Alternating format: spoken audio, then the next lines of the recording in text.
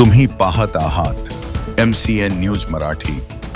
अकोला जिल्ह्यातील पातूर नंदापूर नवदुर्गा उत्सवाचा समारोह भावनिक आणि रंगीत रांगोळी बँड पथकाच्या संगीताच्या तालावर काढण्यात आला।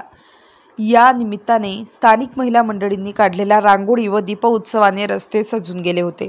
या प्रसंगी जय भवानी दुर्गा उत्सव मंडळ, छत्रपती शिवाजी महाराज नवदुर्गा उत्सव मंडळ, जय चंडिका नवदुर्गा उत्सव मंडळ, ऋषी महाराज नवदुर्गा उत्सव मंडळांनी महाप्रसादाचे आयोजन केले होते।